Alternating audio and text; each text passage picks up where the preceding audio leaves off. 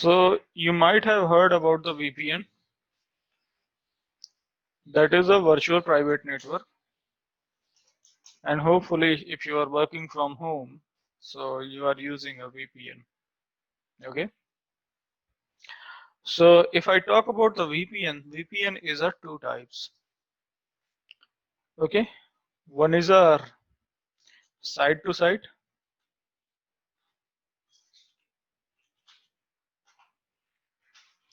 site to site, and other is a remote access.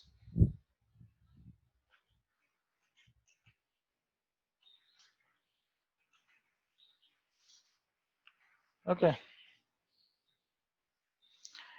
Site to site VPN. Let's explain site to site VPN. So let's see if you have site A and if you have site B.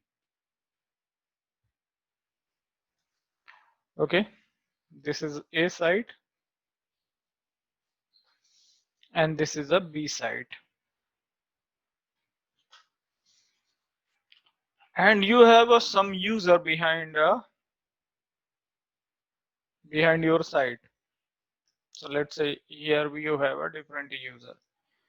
User 1, user 2, 3 like this.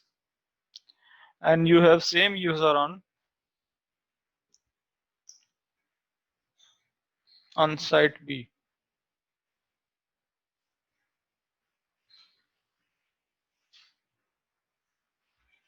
User 1,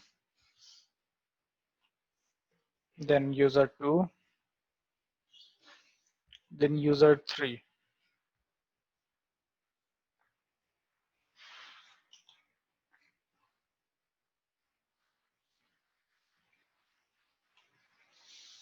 Okay.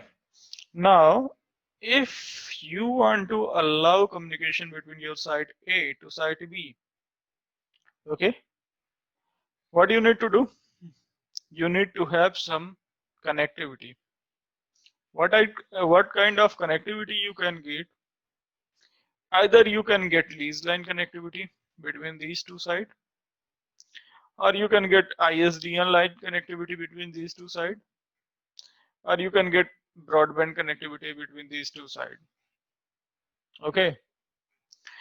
When you take a dedicated connection from ISP, maybe here I have ISP, Internet Service Provider. When you take dedicated connection from your site A to site B, so what is happening? Your ISP is charging more cost. Okay, it's a depend on how much traffic or how much bandwidth you are utilizing. A lease line connection or ISDN connection is costly for a company. So each company is looking for the cost reduction. Okay. So instead of taking lease line, okay, or ISDN line, what we used to do, we used to take the leverage of internet connection. Okay, because instead of the lease line, what we can do, we can take the leverage of our internet connection and we can send our traffic through the internet connection. So let's say I purchase internet connection from the ISP, maybe broadband connection or whatever, internet connection from ISP, and using this internet connection I can send the traffic. Okay, so basically if you choose an internet connection, if you compare between internet connection and your lease line connection, so lease line connection is very costly, but if you see the internet broadband connection, that is a cheaper for you. Okay, but remember, if you lease line is a dedicated line between you and your source and destination. That is dedicated line means no other party can put its traffic on that particular line. But internet connection is your broadband connection is a shared one. That means the other party also send the traffic through same line. So what is happening?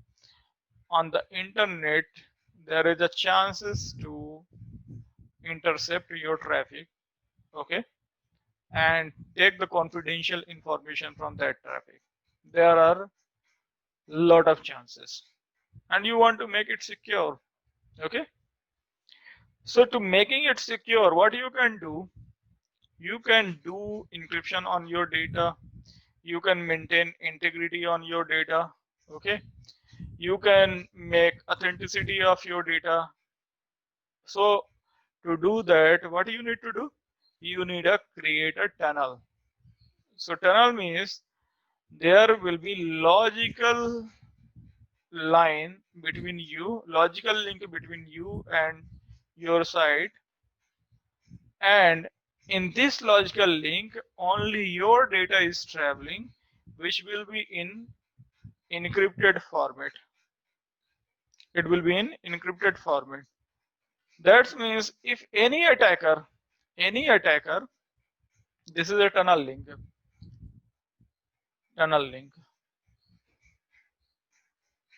So if any attacker want to access this data, want to compromise this data, it won't be possible. He need to break this tunnel. If he break this tunnel, he try to access this data, okay, then only the interception of your traffic is possible, else the interception of traffic is not possible, okay. So side to side tunnel is what? That is between your site, okay. If user A want to access user B side, they don't need to dial anything, or they don't need to install any software. All the things will taken care on the device, the upper device. Maybe here on this side there is a firewall, and on the B side there is a firewall. So the tunnel will be created between firewall to firewall of each side. So side to side tunnel is transparent for the user. User will feel same that they are connected in a local LAN. Okay, that is a side to side tunnel. Then there is a remote access tunnel. A remote access tunnel, what happened? A remote access tunnel is like, okay, let me just move it somewhere else.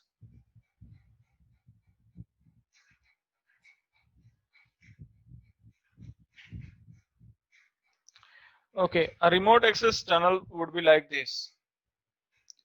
You have a data center, okay, this is your DC resources. Then you have a internet connection. Your DC is also connected to internet.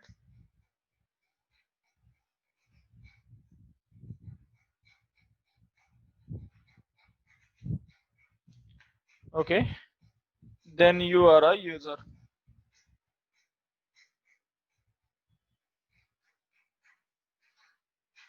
You are a user.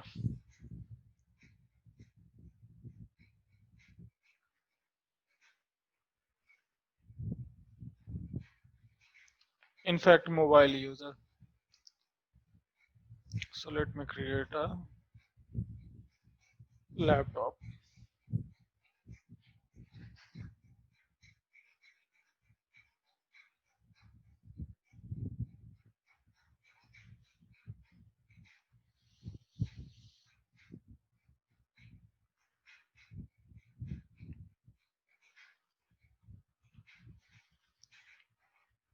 Okay, now what is happening? If you want to use your data, if you want to access your data center resources, okay, so how you can access your data center resources? You can access the data center resources when you have some kind of connection between you and your data center. You have an internet connection, right? So using an internet connection, you can connect through ISP, and your data center is also connected to ISP, right? So what you can do, you can create a virtual tunnel between you and your data center, the virtual tunnel between you and data center, okay? And that virtual tunnel will called VPN connection. You can create a VPN connection between you and the data center. How you can create a VPN connection between you and data center? By dialing a VPN. Okay, you might have a vpn.abc.com of URL of your data center.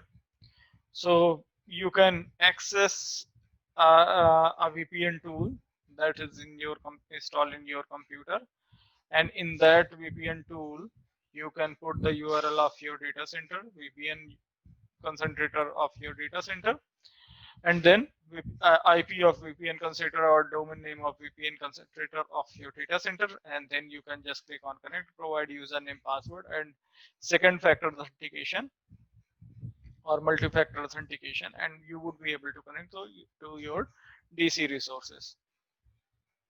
Okay, so when you connect it through your DC resources, so all the traffic which is traveling from your PC to your data center through the internet will travel within the tunnel. There will be a tunnel created that is called VPN tunnel. Okay, but this process will not transparent for you. You just need to dial something and then you can connect it, so you can see what is happening. Okay, what you need to dial. You need to care about your the software which is installed on your system, that should not be corrupted. The URL should be provided correct URL. Everything you need to take care of that. Okay, so this is not transparent. So remote access VPN is also further divided on two types, two methods. One is the clientless.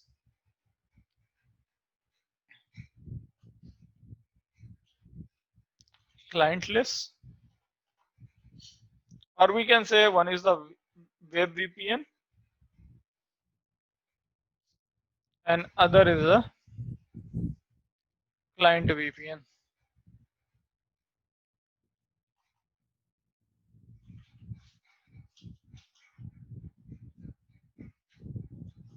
So client VPN software is like Cisco AnyConnect is a client VPN software, or Palo Alto Global Protect is a VPN software. Here is we have also a Checkpoint Secure is a VPN software. So these are the called remote access VPN.